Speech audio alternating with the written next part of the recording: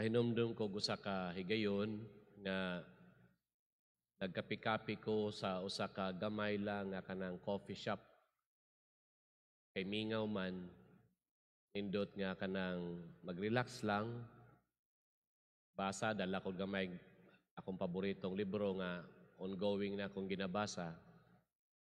Ug nga, dili lang layo sa ako ang gilingkuran, dunay grupo sa mga tanaw nako mga active nga membro sa simbahan nga magtiayon. O sahay ang kalingawan ana ang istorya gyud kanang istorya man gyud na sila sa pare, no? Di na nato tawagon og panglibak. Ato na lang tawagon nga basta giistoryahan nila ilang pare. Matod pa sa usa, chismoso jud ko no kay ako agyong gi si tawag ana, overheard ba ilang istorya. Kusog man god pod nya mingaw god no. Para ba og kanang murag sila ray tao diha ba? Istorya sila. Ingon sila kanang isgot sila bayin silang pari. Ingon siya nga si father ko ano, kada bitaw magmisa siya. Minaw na ko no murag di siya kahuman. Di na kay tingog nya kanang basta mura daw og kanang di gyud siya ka-concentrate kayo kay hinayon na gyud siguro nga pari ang iyahang gi-describe. Daghan to nag-istorya, no? Majority na agyoy ingon tag difficulty nga makakuha sa ingon tag homilia sa pari, kay lagi daw hinay kayo, hinay pagtingog, no? Hinay pag yun mo istorya, ana. Pero samtang siguro pa wala na ilang istorya sa maong topic sa ilahang pari, usa nila lalaki ni ingon gyud siya.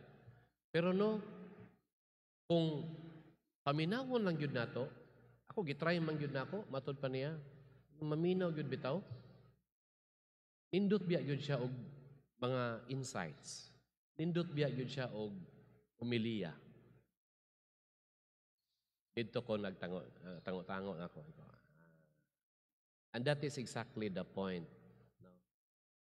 Mga igsuon, sa akong paminaw, bisan pag ang atong kaistorya, dakong tingog, bisan pa ang atong kaistorya o ang atong gipaminaw, maayo kayo mo hanay sa mga ideas nga naa sa iyang una-huna, no? Kung di ta maminaw, wala gyapoy communication nga nahitabo. Kung di ta maminaw, wala gyapon, di gyapon ta makasabot. So then, tama tong usa ka membro sa maong grupo. The key, ang susi di ay, is simply to listen. Kaya kung if we listen intently, and not just any form of listening, ato yung i-describe nga intent listening.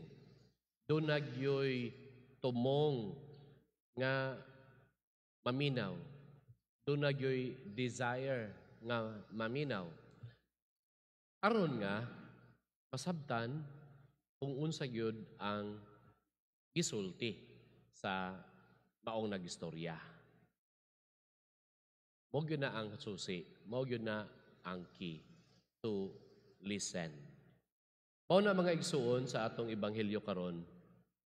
Nadungog nato nga ang usa sa mga magtutudlo sa balaod, being an expert of the law, sayod yun siya sa 10 Commandments.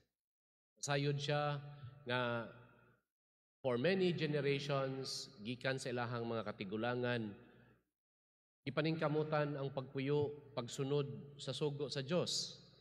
Ug tungod ni ana, doon na sila gitawag nga mga prescriptions.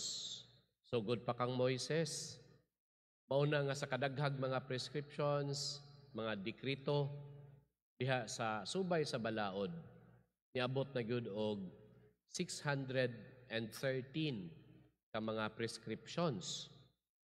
Prescriptions, nagsubay sa balaod, aron masiguro nga masunod ang balaod. Mauna nga ang mga Hudyo, naningkamot kayo sa pagsunod sa balaod.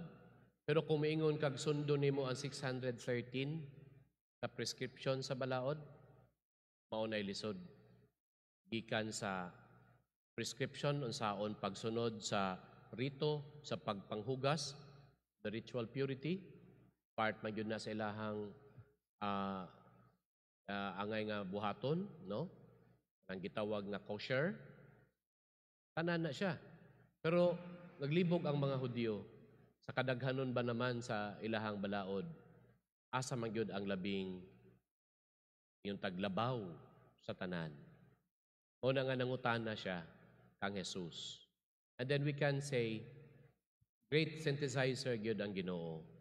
Kay iyahang giusar gyud ang tanan nga sugo sa Ginoo nga napulo ka sugo. The love of God and the love of neighbor. Again, the love of God and the love of neighbor. Sa ato pa, ang kinauyukan sa balaod mao ang pagigugma. Pagigugma nga atong ihatag diya sa Dios, ang angay kaniya ug kini mudagayday nga gugma ngadto sa atong mga isig kaingon. Mao ra gyud na ang kasuguan. But the difficulty nganong lisod man, I think diha sa ebanghelyo klaro kaayo ang ingon tag another key. The key, ang susi along aron nga masunod ang paghigugma sa Dios. Matod pa ni Jesus, pamati o Israel. By the way, iyahaning gi-quote gikan sa Deuteronomy, na ni sa kasulatan. Deuteronomy chapter 6, no? Iyahan na gi-quote dito. Pamati o Israel. Listen, O Israel. Shema, O Israel. Shema, O Israel. Adonai Elohayno, Adonai Ekad. Pwede ko kalimot ang Hebrew line ana, no? Sa pag-study nako sa philosophy kaniadto. Shema Israel. Adonai God, no? Adonai Elohayno, Adonai Ekad. Ekad one. Og mao ni mga igsuon ang susi. To listen, ang pagpaminaw. Aron nga kita makasunod sa sugo sa Dios nga mao ang pagigugma. To obey. Gani ang English word nga to obey or obedience comes from the Latin word obedire. Patingala ka kung unsay, masurprise ka kung unsa ang meaning sa obedire. Obedire nga Latin word means to listen. To listen. Kasagaran sa mga Latin nga mga pinulungan, very close ra kaayo siya sa kanang English meaning. Pero kini lahi, no? Ingon tag obedience from the Latin word obedire, which means to listen. To listen.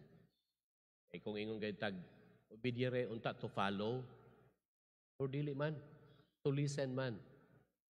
So we are brought to the very foundation of obedience. Makasunod lang ta kung naminaw ta. That is the whole muna ang susi gyud sa ato ang pagpuyo. Karon, it is very hard to listen. Sud kayo maminaw. Mao na nga libog po ta, daghantag mga kalibog. Ano lisod man maminaw? Lisod maminaw because it is difficult to love. Lisod mo higugma, no? Lisod maghigugma sa atong isig kaingon.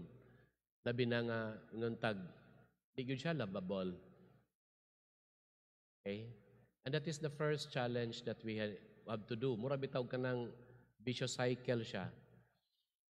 It is difficult to listen because it is difficult to love. But unless we listen, we cannot love. Tuyok-tuyok lang ba?